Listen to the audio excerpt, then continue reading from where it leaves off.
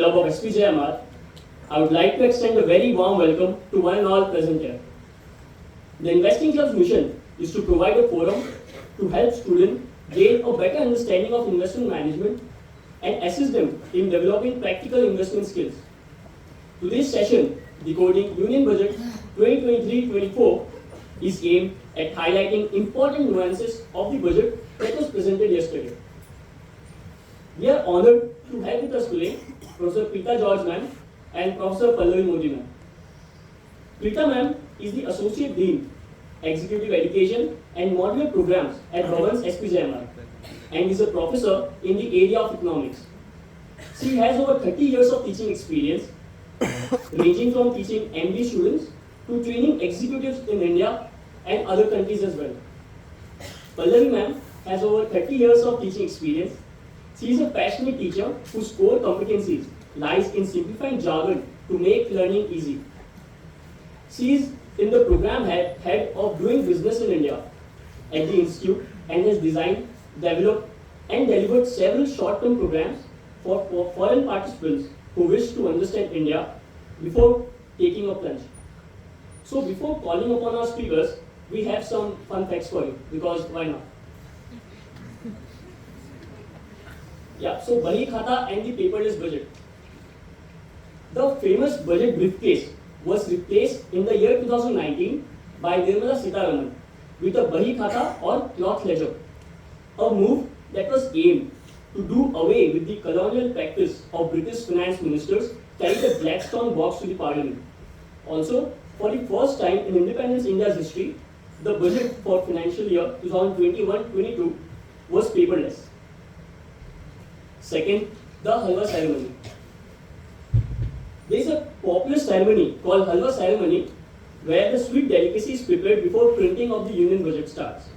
Once the printing starts, until the budget date, all the key members of the budget team have to only stay at North Block and are cut off from outside communication to ensure secrecy in the Union Budget document. The Black Budget. The Black Budget was presented in the year 1973. The budget was called Black Budget since the budget deficit, also known as fiscal deficit, was at rupees 550 crore, and which was the highest ever till the date. This was to compensate for the cost of 1971 Bangladesh war and the oil crisis. Next, the leaked budget. So, in the year 1950, the Union Budget was the first budget to have been leaked.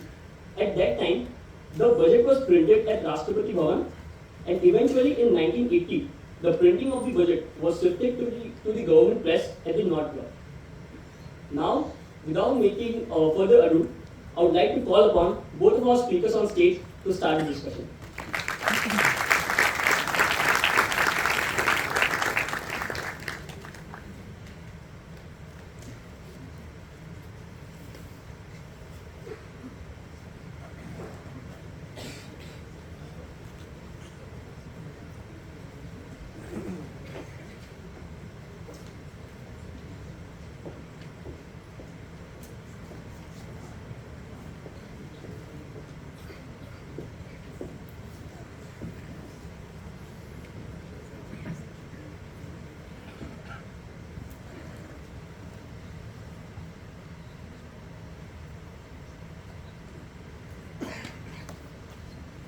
Very good evening. Hello.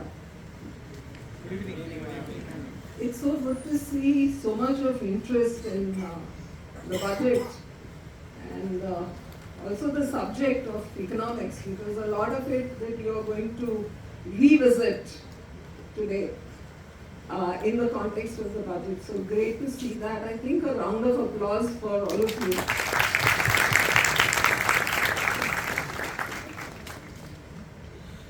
So we try to make it as interactive as possible. Yeah, sure. And that's why you can see that we are not standing like we are going to deliver a classroom session. We are more in conversation with each other and conversation with you. Does that sound good? No tension. So if you were to describe an emotion from what you have seen in the budget, right, or maybe an adjective to describe the budget, Is there anything anybody would like to volunteer to say? Yes? Optimism. Optimistic. Yes. Okay, that's a good word. Yes? I guess before the 24 elections, they are trying to put money in people's hands. So, That's why it increases the tax slab. so what do we call that? We call that a populist? Do you call that a populist budget? Was it? Was it? So these are questions, right? So optimistic, obviously there is something you're expecting which may not happen. Am I right in interpreting that? And second, it is too populist to say that, well, it's for the, Yeah, the election For is the coming election. next year. Yeah. And giveaways. yeah, Sustainability. sustainability. Yeah. All right, great. I think we have three good words to begin with. And shall we start with the session? Yeah. Yeah. So this was, so what we are going to do, we'll give you a little snapshot of that.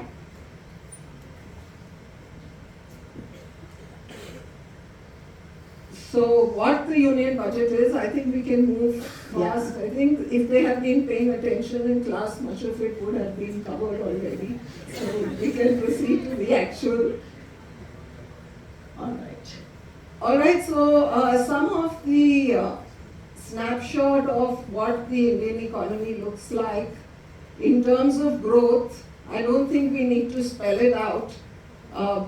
In terms of growth, in terms of foreign exchange reserves, fiscal deficit, inflation, and so on and so forth, right?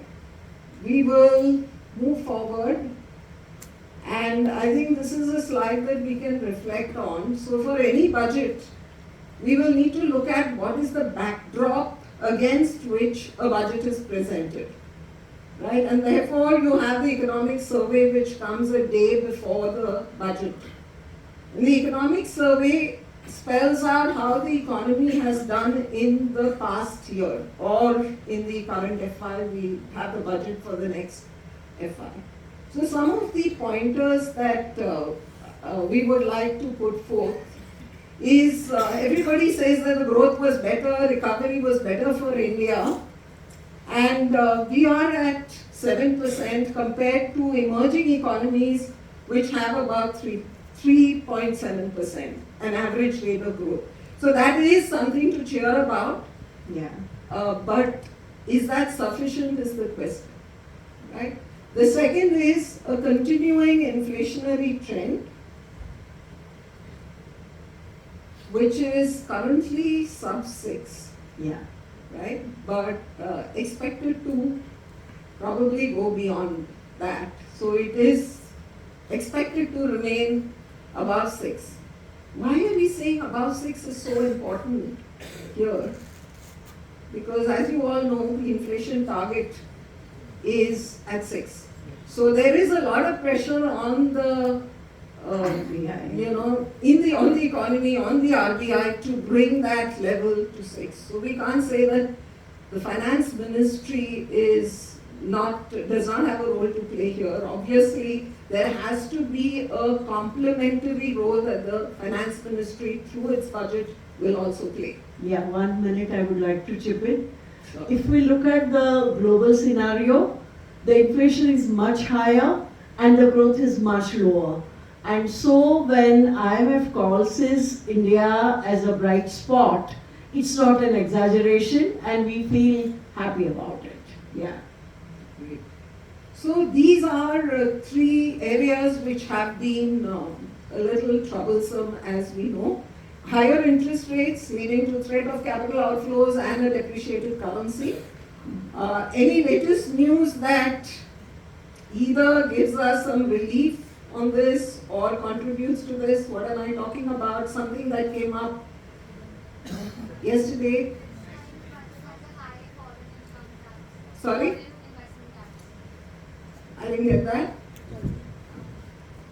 This time's budget has a higher foreign investment tax that a lot of capital goes out.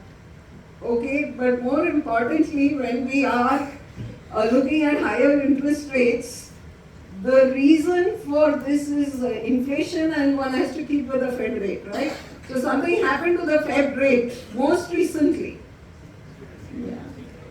which was a 25 basis points increase in the Fed rate. But what is more important, that it is really lower than what it has been throughout 2022, which was 75 basis points, 50 basis points. Now they are kind of moving to slower and lower hikes, which is good news for India. True, true. Yeah, so that So is the another- danger has sort of receded. Yesterday there was a pressure that Fed may raise further more than that, and we'll have one more shock.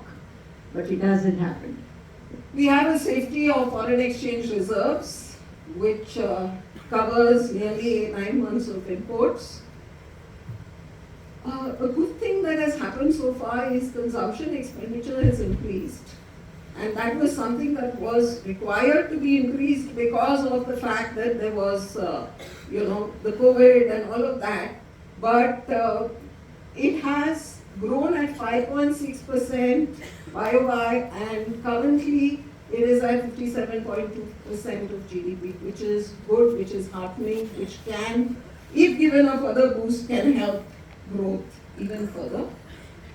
Increasing capex is being something that has been the mantra for the finance ministry for the budgets presentations. The last few budgets, there has been an increasing trend, and that is seen in the fact that it has also led to a good enough investment as a percentage of GDP, right? Which is again something for growth. A not so good news is the debt to GDP, where India in 2017 had about 69% of GDP, which was the public debt, has gone up to 82% of GDP. So this obviously is something which is, and then people might argue that this is not exactly any cause for worry, because if you look at other economies, then we are better off because they are over 100% of GDP. But the fact is that this can change very quickly. So eyes have to be on the fiscal consolidation bit when you consider any budget for analysis. Right, so that is the backdrop broadly, and I think it will be a good idea for us to discuss the budget against this backdrop, with some of the other areas that we will also bring in, besides looking at how this can, affect these pointers. So we'll go forward quickly from here, and you know that there are 7 pillars, 7 priorities that have been put forth, and we are not going into all the details, because you would have seen the highlights. It's available anywhere. And these are the 7 pillars, the order in which the finance minister has brought them in her speech.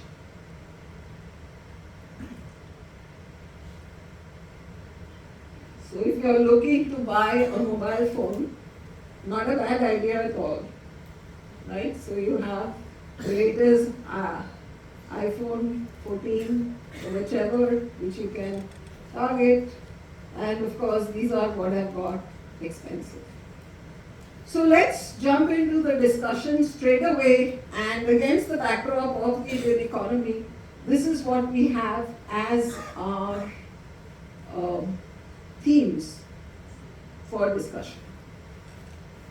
All right. So the first theme that we would like to talk about is the impetus to growth. And this is a budget which might be optimistic, because there is a lot of emphasis on the fact that it is going to contribute to further growth.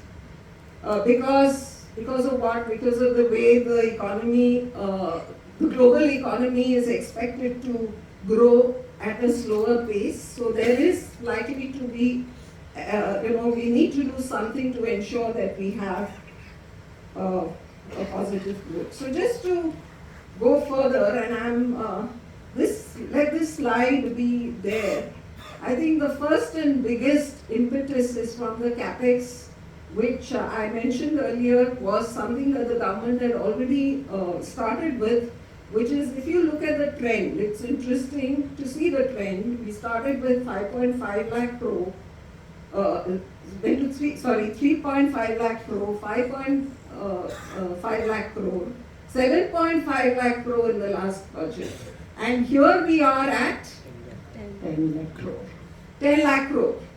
Alright, so this is in itself an impetus, and you know that why an impetus? Because it can create a multiplier effect. And the opposition, if you have heard any of it, has been talking about, this government has introduced a new word in economics, which is crowding in of private investment. We know about crowding out, but the government says that with this there is a thrust, there is a boost to private investment, and we will see that happening, and that will do what? It will facilitate higher employment generation, right? So create jobs. Interestingly, if you have a high capex, you're talking about infrastructure mainly. And infrastructure and construction is considered to be really an avenue where there can be job creation. So I think this kind of capex will definitely, and I think Pallavi ma'am will agree with me that there is definitely a boost to growth. A 33% rise in capex would have a multiplier effect. Crowd in investment, which was the best scenario that people expected. That's something like this. And the shift of the aggregate demand curve. Yeah. Right? So there's going to be a higher aggregate demand. The second, which we feel has caused an impetus for growth, is the tax relief. There's a lot of confusion on this. So what I will do here is I'll hand over to Pallavi ma'am to talk about the tax part of it, and I think some of you are waiting to find out what that really means. What your ability, and that is what I have tried to fit in here. See, the government has an old tax regime and a new tax regime. The difference between the two is old has several exemptions available, like Provident Fund, Public Provident Fund, NPS, your interest on housing, and so on. Now, this entire thing was done to nudge people to save. By and large, we in India believe that the habit has to be inculcated right in the beginning of your life, and that's the reason why if you can save tax, you would put that much money into the schemes which are known as compulsory saving. Now, as a result of that, the entire taxation area was highly complicated, or is highly complicated even now. Nobody knows how much I am liable to pay and how do I save tax. In my personal finance class, when I asked what do you want to learn, the first thing that came up was that please teach us how to save our taxes. And that is what is your concern that I can understand. So the old regime had a 2.5 to 5 and so on, 5 to 10, 10 to 20 and 30 lakhs and more as 30% tax. Now what new regime, which is on for past 3 years, but the government is giving option, they are trying to wean us from the old to the new. At a go, they have given 7% as the threshold limit. 7 lakh as the threshold level. You don't pay any tax if your income, till your income is 7 lakhs. Now, the calculation, as the calculations go, that is what actually 5 lakhs is equivalent to 7 lakhs because that is the amount you compulsorily save. And instead of saving, what you have now is free money available to yourself. So the logic is, you are mature citizens, you can make your consumption, saving, investment decisions, and so you are given this bounty of 7 lakhs threshold as free. Then there is a 3 to 6 would be 5%, 6 to 9, 10%, 9 to 12, 15%, 12 to 15, 20, and 15 and above, 30.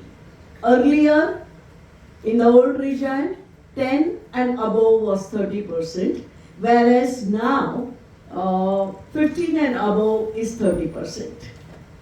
By increasing the brackets, what the government has done is given 35,000 crores in your hands. That is a consumption boost that the government is giving, besides the 10 lakh crores that the government is spending on infrastructure. Both have, as the students of economics we know, multiplier effect. And as a result of it, there would be a much more economic activity, and as Preeta ma'am said, our aggregate demand curve would shift upwards, which is what is simple economics applied to the budget making process. The second part of consumption boost comes from, senior citizens in the country are sort of, number one, the interest rates are falling. Number two, there is inflation rising. And number three, there is longevity of life. And so financially they were feeling very crushed. This budget has jumped, doubled. Senior Citizen Savings Scheme, which allowed earlier 15%, they have doubled that amount to 30%. The Post Office Savings Scheme, which was giving 4.5, they have doubled to 9, and so on. Now, if you notice anywhere, senior citizens are the best consuming class also in the current period. You go to theaters, you go on holidays, you go on any of the malls, majority of the people are senior citizens because they have spending power. And so, here is another boost which is coming through senior citizen route to your consumption basket and your aggregate demand curve. Yeah. Yes, so hopefully that Yeah, optimism. one more thing I forgot about the surcharge. The surcharge has also been lowered. If you are earning more than 1 crore or around 1 crore, you are liable to pay 10% surcharge, and the highest surcharge has been now 25%, meaning the effective tax rate at the highest slab, which was 42.3%, has been reduced to somewhere around 38-39%. So, if you are earning more than 5 crores, that is the situation. If you are earning, I can visualize you to be earning 50 crores, 50 lakhs soon, and the surcharge is going to be 10%. All right? So much for the tax part. Suddenly the smiles came out. Yeah. I mean, it's a matter of time, isn't it, that you cross that 50 lakhs mark? Alright, so hopefully that optimism pays out and we're going to see a lot of impetus, at least a good level of impetus to growth. That was the first part. We move on to fiscal consolidation. And since we spoke about tax, we thought this would be the good flow. And the point of worry, as we have presented earlier, when you talk about debt to GDP, having an 82% debt to GDP ratio can very quickly increase if there are some of the parameters which are not taken care of, right? So what are those, how do we foresee this in the budget? I think there are some things that are tied to it, right? And if you go down, drill deep down into theory, as you would remember, that all this depends on how the fiscal deficit has been changing, and what is the estimated fiscal deficit, what are the actuals or the revised estimates from last year, what is the primary deficit, how are interest rates moving, and how is growth moving. So given some of these, let us just examine and see what's happening. You're all aware that fiscal deficit is estimated at 5.9%, which is a relief as compared to, or if you see from fiscal consolidation point of view, as compared to 6.4%, which was estimated the last time. And even in the revised, it is turning out to be, they are achieving their target. But now, as someone pointed out, is this an optimistic number? There is also another number that comes up, which is a 4.5% targeted fiscal deficit in 26, 27. Am I right? 25, 26. So this 2 was years next. 2 years from now, and I think that is on the path towards the Amrit Kal that the government has been talking about. So here is something which, if it is not adhered to, might create a problem. So some numbers for you, and I think I would like to elicit a response from you as to what can happen. So let me present you with some data. The primary deficit, is at the estimated one for 23-24 is 2.3% of GDP, which is down from the last year's estimate of 3% of GDP. And as per revised estimates of 23, it was at 2.8% of GDP. Right? So we are seeing that there is an improvement, not only from the fact that the revised estimates are showing a lower number, but also the estimates for the next FI is a lower, even lower number than that. Then comes to interest rates. So as we know, we look at interest rates are on the upward trend, upward path. But a good benchmark to use here is the government 10-year bond yield, which is around 7%, if I may say. Yeah, so that is the range, around 7.2%. And then you have nominal GDP. Well, the interesting part about nominal GDP, which is not very clear on the estimates going forward, but as per the current, it is around 15% or so, which is obviously there is a base effect. Going forward, we are going to see, and that again on account of the base effect, there is likely to be a drop, which is roughly in the range of 8 to 11%. So there are different estimates. Different estimates are there. Different estimates. So some more conservative estimates put it at 8%, some less conservative estimates put it at 11%. So given these numbers, what is likely to happen? So I'd like someone from the audience to tell me, is there any way you would like to match these?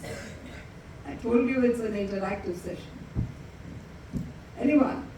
We're talking about primary deficit. We are talking about interest rate. And we are talking about the growth rate.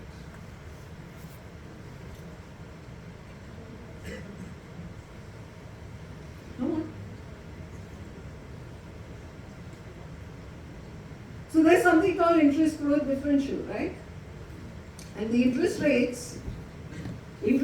growth differential means that if the interest rate is higher than the growth rate, that's going to feed into creating a higher public debt. Yeah. Right?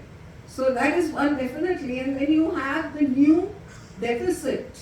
If you take away the interest payments from the fiscal deficit, the primary deficit, which is estimated at a positive, in that sense, a 2.3%, there is again a positive contribution to public debt. Right? So, interestingly, interest rates are, interest payments are as large as 20% of the expenditure. So if you were to really look at that, that is one area which is a sticky area. That is one area which might put us in danger going forward, given the fact that interest rates are on the upward path. And also, if you are not able to adhere to this 2.3% of primary deficit, which obviously comes from the fiscal deficit, and the fact that the government has to spend on capex and all of that, there could be a danger of fiscal consolidation, which one has to watch for. The government is the biggest borrower in the system, and interest rates are going to affect their cost of borrowing, and they can lead to an imbalance to this entire equation. Yeah. So that is on the front of fiscal consolidation. We'll move quickly to the external sector and the current account deficit. So there has been much talk about the fact that our current account deficit, our trade deficit is increasing, and that's because of a lot of what is happening externally, right? So besides the COVID, you had the war, so there has been turmoil there which is going to get translated to impacting. Currency has been therefore depreciating, import costs have been going up. So all of that has led to a higher current account deficit going forward, which is roughly over 4% of GDP now, and which was as low as 2.2% in the earlier years. So it's been kind of a upward trend, which is again problematic. Pallavi, you want to say, I mean, how is this deficit, how is the budget addressed this problem? Because this is likely to be another problem that is coming. True. The budget, see this, I would like to talk about twin deficit. The fiscal deficit and the current account deficit. They both are the dangerous points as far as your economic stability is concerned. And there is a tightrope walk that the government has to do or the budget has to do, which hopefully budget is right now doing. Now, what have they done in terms of current account deficit? Number one, they have tackled the customs duties and very, very carefully where something made in India is concerned, the custom duties have been lowered for parts which are going in your iPhones or for the parts which are going on your smartphones or even televisions or computers. But at the same time, they have raised the custom duties of probably silver and gold and imitation jewelry and so on, which means there is a kind of a division, necessary imports versus unnecessary imports. And the higher customs duties on the unnecessary imports would in fact favor in terms of reducing your import bill and would give a cushion in terms of current account deficit. And would give actually a cushion in terms of also inflation. But over and above that, I think it also helps exports, because if you are reducing taxes or customs duties on components, here just ties in with this whole rebalancing of supply chain from China to India, making India an electronics hub. facilitating more exports and maybe moving in that direction is, I guess, one initiation of the policies that are geared towards supporting that. So I think we didn't see, at least I didn't see anything much other than that in the, yeah, there is, of course, and I like that term, so I'll share it with you. Dekho Apna Desh scheme, right? So does anybody know what that is? Dekho Apna Desh scheme. Tourism, exactly. So there is some trust to tourism that is given in this budget. So that again is likely to help. It's a two-pronged advantage. One is the fact that it will lead to higher export receipts. On the other hand, it will also lead to higher employment opportunities. And here again, I will just give you some, of course, 15 new destinations, and there is something called Unity Malls, there is an app. So it's going to boost both domestic as well as foreign international tourism. Correct. The tourism contributed about 9% to GDP pre-COVID, but in 21 it fell to 6% of GDP. So we would really look at this climbing back, and maybe it would increase further. Why is that important? Because it is estimated that it contributes about 13% to employment, either directly or indirectly. True. Right? So, and as I was watching some of the budget analysis done on TV, and there was a lot from the opposition that was coming, where is employment being given a boost? Right? So this may be, in a way, an example of how employment can be given a boost. What's interesting again is that contribution to foreign exchange for 18-19 was by tourism was about 2 trillion rupees, which was on the upward trend. There was an increase of about 8% in that year, and then COVID hit. So we were already on an upward trend path as far as tourism was concerned. Giving that trust, giving that impetus would help overall, both the external sector, economic growth, as well as employment generation. I would like to add here that for most of the European countries, be it Switzerland, be it Italy, or be it Greece, the famous tourist spots, 50% of their GDP comes from tourism. That is the network Europe has created, and most of the European countries have a high composition of tourism contributing to their GDP. Now, whenever I have gone abroad, I have felt we have so much of variety, so much of culture, so much of heritage. Why don't we cash on this?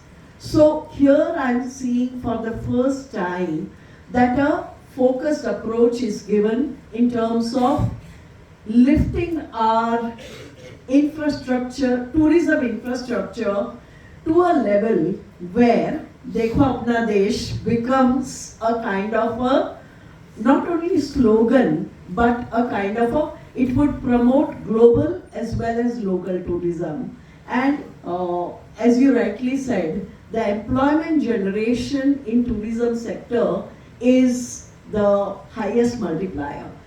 Mainly because if you think in terms of manufacturing, the manufacturing or even infrastructure, the employment content happens to be much lesser. But in tourism, you can think about transport, think about hotels, think about guides, think about restaurants. Everywhere there are people-oriented jobs. They may be in the unorganized sector, but there are people-oriented jobs, and this is where India would do well, solving their employment problem also by tourism sector. Yeah, I think other than that, there are some little other points that emerged from the budget. The whole fact that we want to make India the millets hub. So that is one. Another is also diamonds, so seeds for manufacturing lab-based diamonds. Yeah.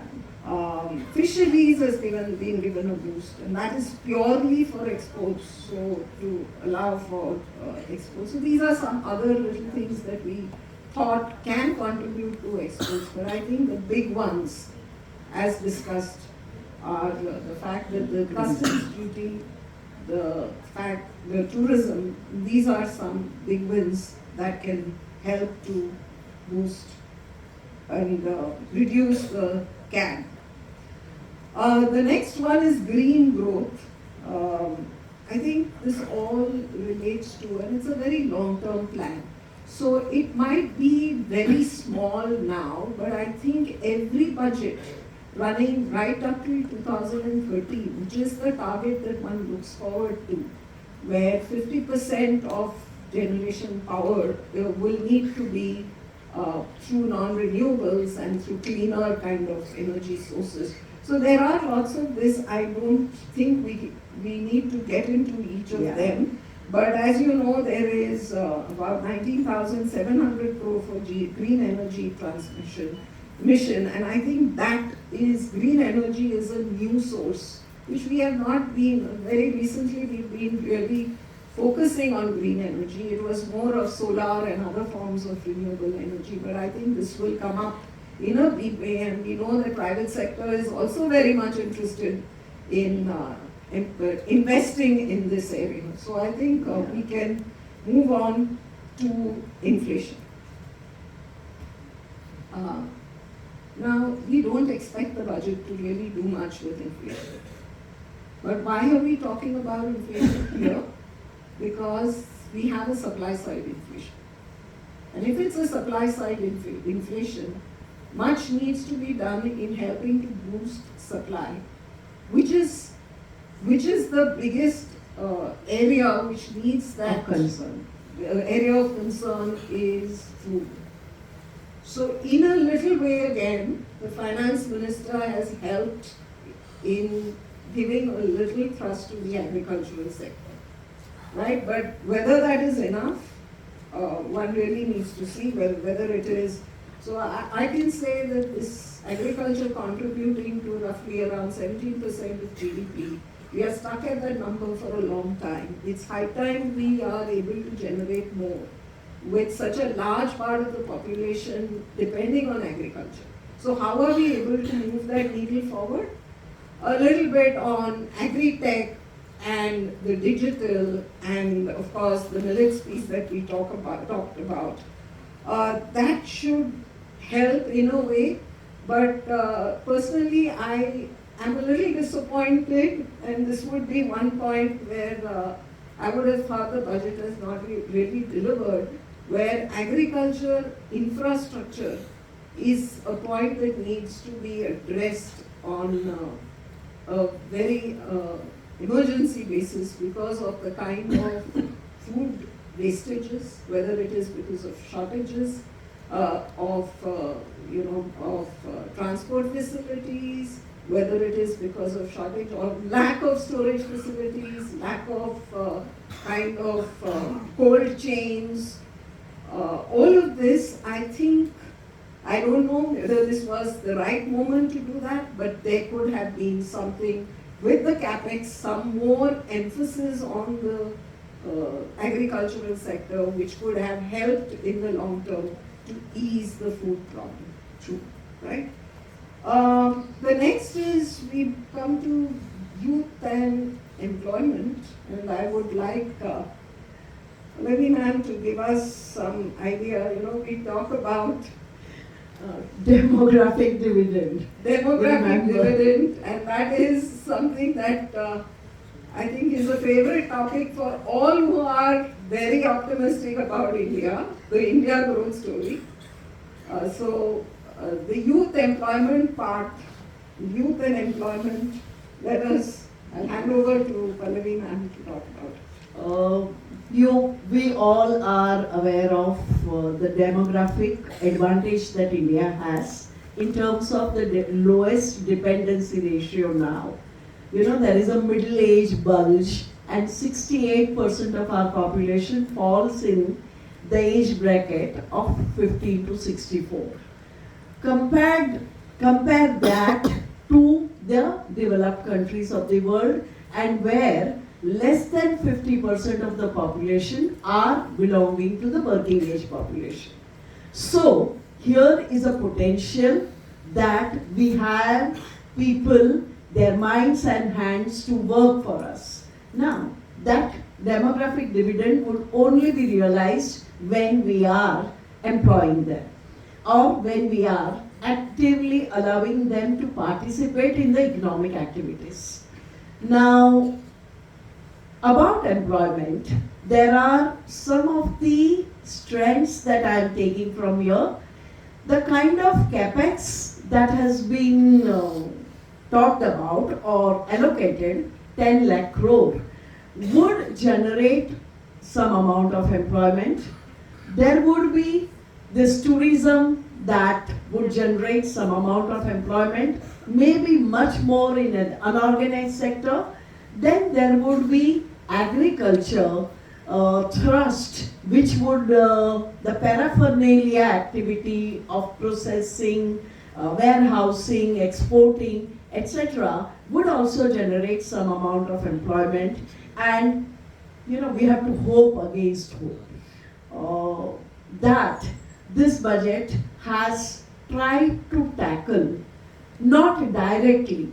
We all know that in manufacturing, whether it is automobile or steel or your computers or your iPhones, the employment potential is not that great, right?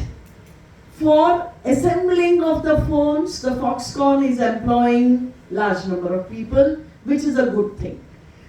So, when we are trying to tackle the employment problem, the traditional methods have not worked, which is a fact of life.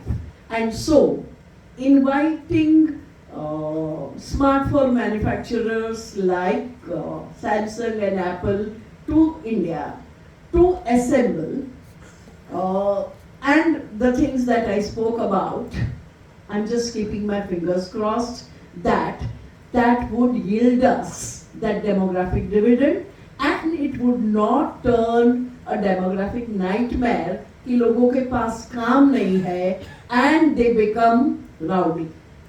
So far it has not happened, and possibly it may not happen.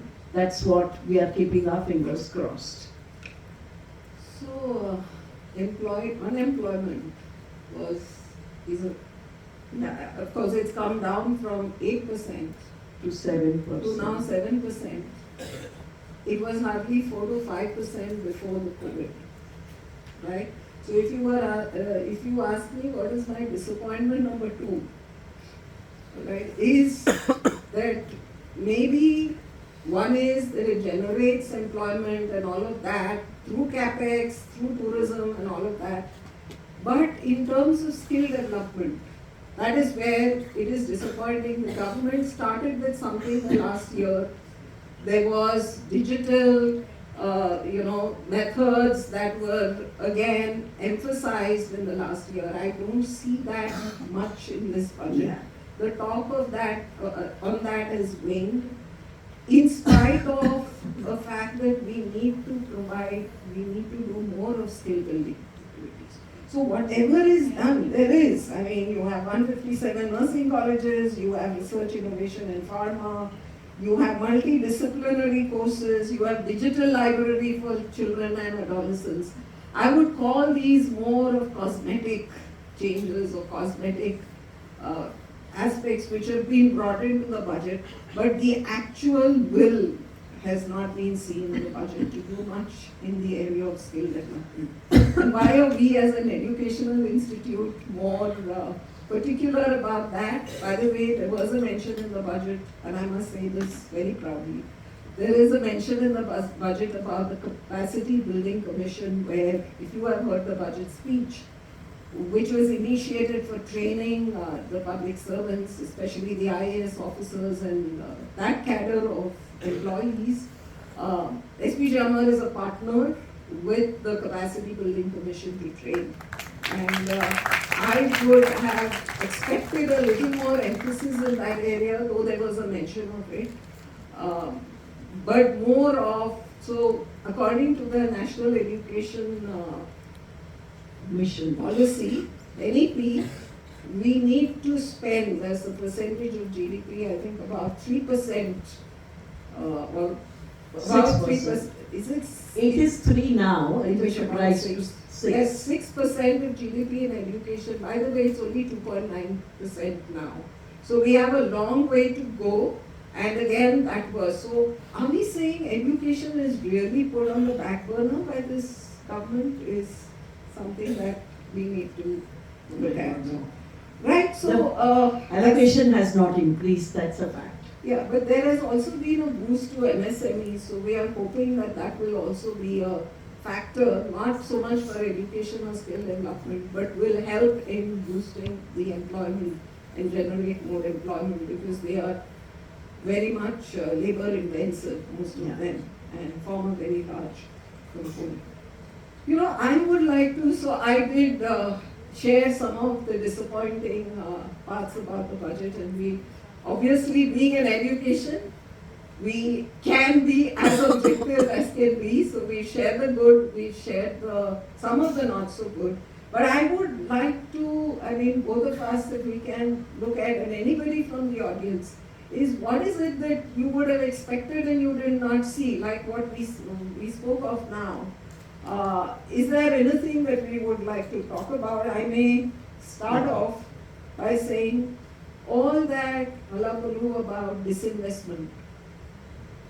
Okay, so what has happened to disinvestment in this budget is a question because disinvestment provides for not only the required receipts to maintain your fiscal consolidation and to ensure that part of it, but also it provides for bringing about more privatization, disinvestment leading to privatization, bringing about more efficiency, whatever it may be. So we didn't, and that is something that has been a thing. You want to say something that, and we'll get the audience also to say.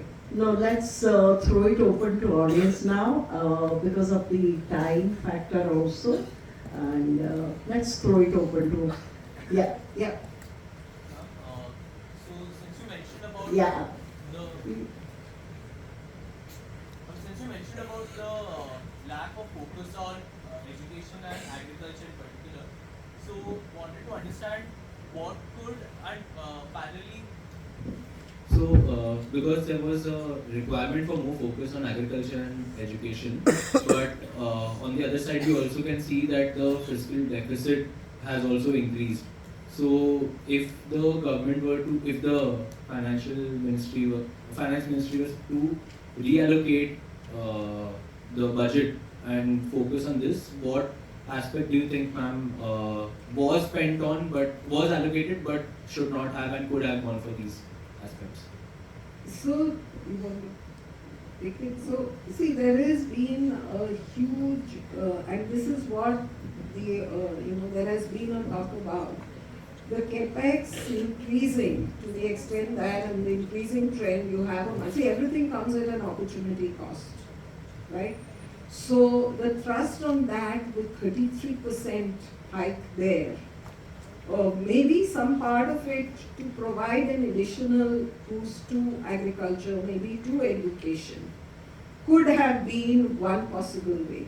And there have, I mean, you have to do a lot of rejuggling on various heads of expenditure to see how that could have been managed. Right, but I don't have an exact answer right now because we would just like to see some kind of outlays that are going towards it. For example, even on welfare, right? And this is the only thing that the opposition could really find where, say for example, the Manrega allocation. Now, here again is something which, it used to be to the tune of 89,000 crores, say 60. 60. So it is 60 now.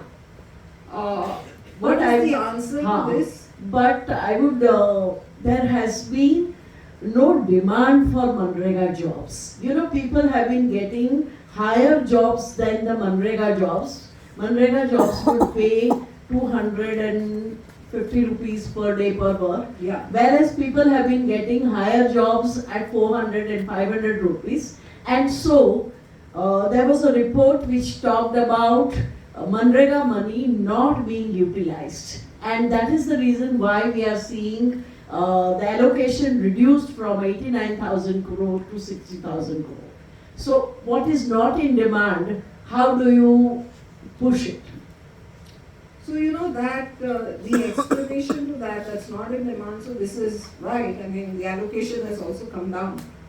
But what else do you need to do in terms of a direct outlay, rather than depending on what a multiplier effect will generate, right?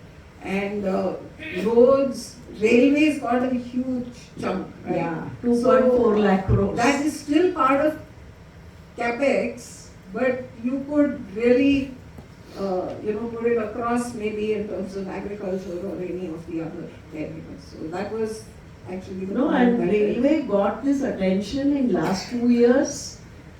I mean, we have been watching India growth story, and railway remained as it was for almost last so many years.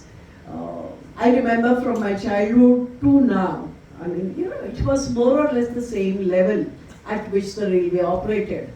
It's now that we are changing, and which is a good sign of consolidating or connecting all infrastructural activities, rail, road, waterways and air, all thrust together. It's not a question of either or, it's everything we want. And that is what has been done. Any other question? Yeah. There. Yeah. So, ma'am, I have a question that I came across this infographic while reading the newspaper that agriculture as such in India employs around some 42% of the population and contributes only 16% to the GDP, whereas commensurately industry and services is much higher. And also that amongst the G20, also in the top 5, to leave it like they have less than 2% people working in agriculture. Even the bottom 5, worst 5, bottom 5 of the G20 also have less percentage of people working in agriculture. So why is it such that still India, is in that agriculture phase? Also we have a sentimental, kind of thing and the history attached to agriculture. But why is that? Because if we want to move ahead, we may have to let go of that thing someday or somehow. So how can we can move to that? It's a, I would say, policy failure. Government or the entire business sector has been unable to attract people out of agriculture and into other sector. So it's a major policy failure. So we have to agree, and the numbers that you said, less than 2% of the people are on agriculture. And in India, even now, in past 70% of our population was dependent on agriculture. Right now it is 42, which is also very high. It's mere not availability of alternative jobs. Pallavi, I can point out to two main reasons. One is, socially, if you look at India, we have very large families and you have joint families. So typically, if a family owns a plot of land, they kind of remain self-sufficient with that plot of land, and all those who are part of the family members get employed in that plot of land. So what happens is, as you would have learned, there is what is called disguised unemployment there, right? So employment, it seems like there is employment, but they are actually depending. Some of them are therefore not really contributing. The second is, if you want policy and you want people to move to other sectors, there has to be skill development.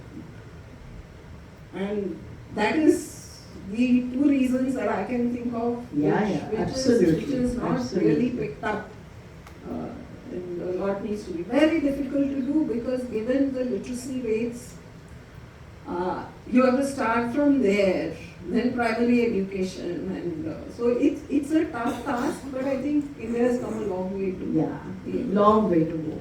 True. Yes, I think Monica ma'am has a question. Not a question, a few observations and views that what are your views.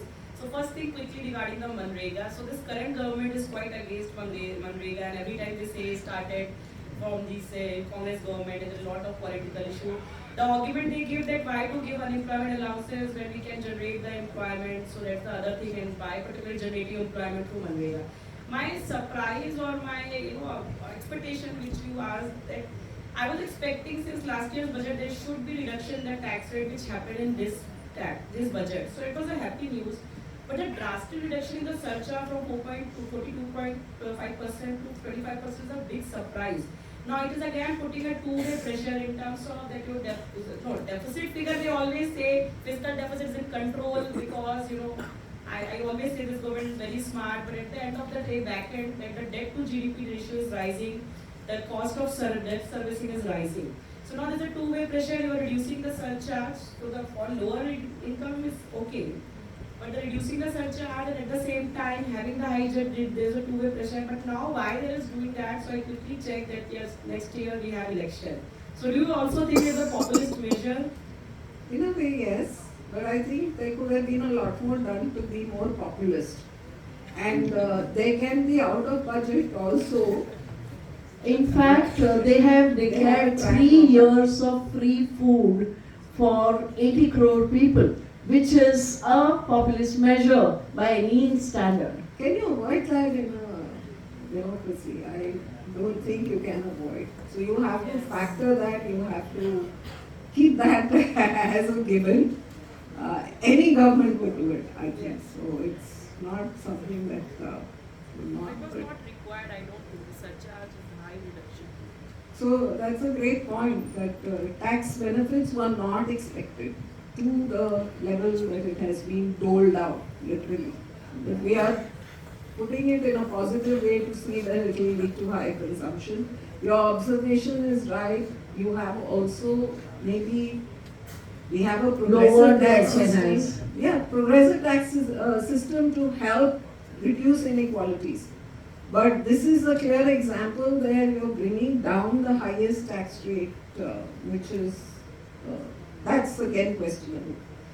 So there is an assumption of very high tax buoyancy also, which will help the fiscal situation.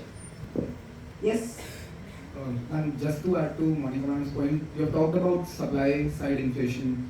You have said that you've given. I don't know who's speaking, so. Here.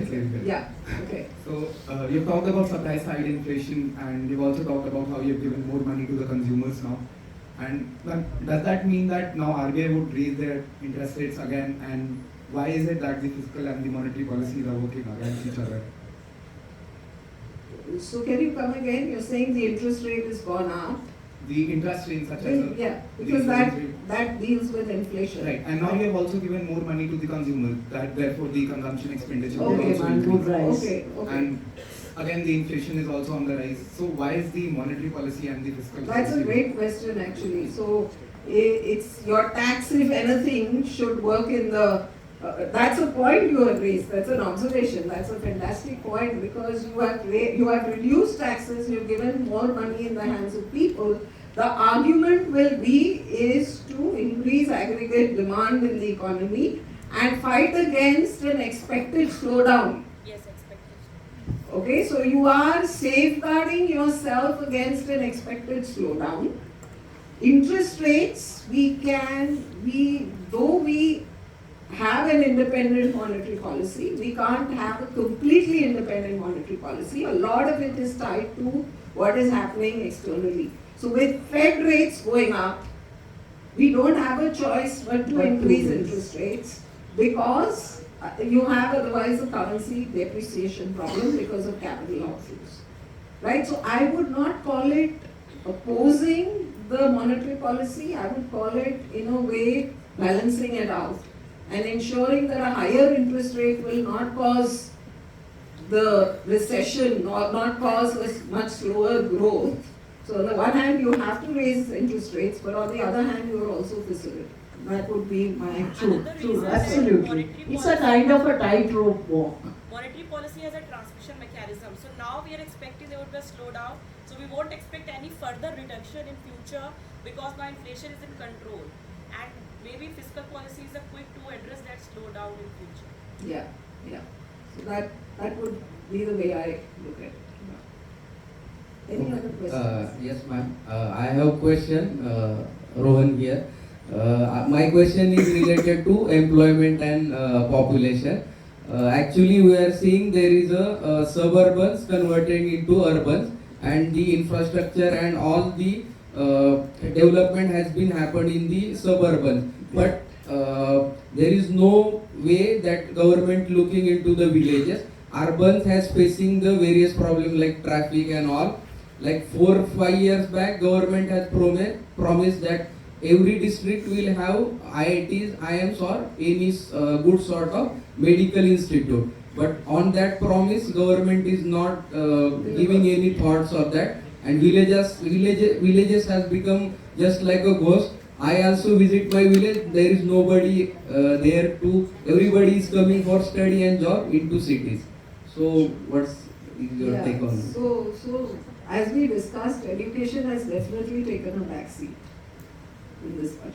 No, education as well as rural development. And rural development. Rural development, true. You are right that enough attention has not been given to rural economy, except the agricultural, from the agriculture side. See, if you had agriculture, say even infrastructure, you had a little more on agriculture and allied activities. So there is something that is given to animal husbandry and fishery and all of that. But it's not just agriculture and allied will deal with this problem, along with the fact that you said about skill development or education or institutes and all of that. So that is something that is lacking here. And it's a very long-term No, and journey. it's a good observation that the villages are becoming ghost towns. It's a fact. Urbanization goes along with economic growth. And if you look at any other developed countries, the majority of the population lives in cities. So this trend is going to naturally continue in India also. But the whole digital revolution, in a way, has the potential to facilitate even private sector doing something in the villages, which is possible. But then, it's not a direct policy or measure for what you are saying. But the whole digitalization and the way it does, maybe it can help. Good evening, ma'am. Ma'am, do you think the allocation for the R&D budget has been subpar, considering the fact that the government wishes to ramp up and Indianize high-tech sectors like defense manufacturing? And if so, how does the government balance both? So in this budget, we've not seen much. And more so, we've not seen much on defense. Right? So we'll have to see for subsequent budgets whether, so these are definitely points which are lacking in the budget. When you talk about R&D, again cosmetic changes. It goes along with setting up of world-class institutions. It goes along with also providing for allocation of funding to these institutions to be able to. I think the whole emphasis of the government here is on the supply chain aspect, on ensuring that you have the Make in India, Atmanirbhar Bharat, and it is that part where we are saying we are trying to develop that sector wherever we feel that we can attract more foreign investment in the economy. So this government, and it's not only about this budget, I think the way the government has emphasized this part, it is, so even the PLI scheme, for instance, it's really around that part. So the part that you're talking about, R&D, is not its it's not its area of emphasis. That's the way. That's the way you can look at it. Yeah. So Yeah. there Currently, we are not have- really worried of that. But there is potential there, especially in pharma. India is a country which is very big on pharma. So there is a lot of potential to put more. Our pharma industry has grown. Because of COVID, we have been able to, in a way, the pharma sector has grown.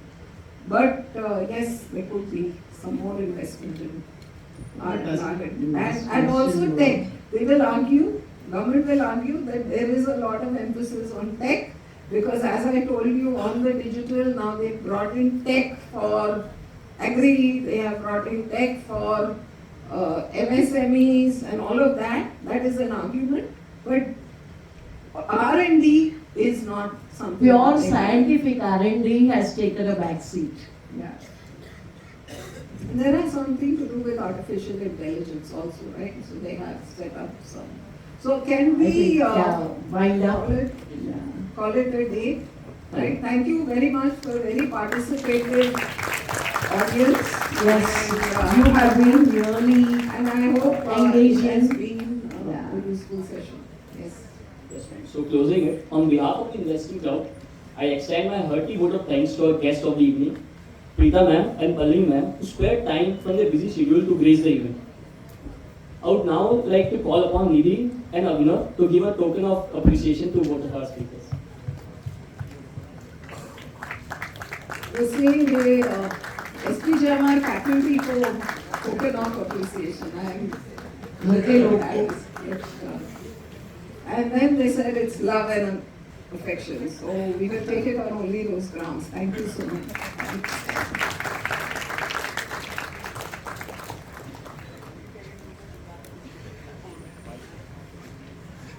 Thank you. Thank you so much.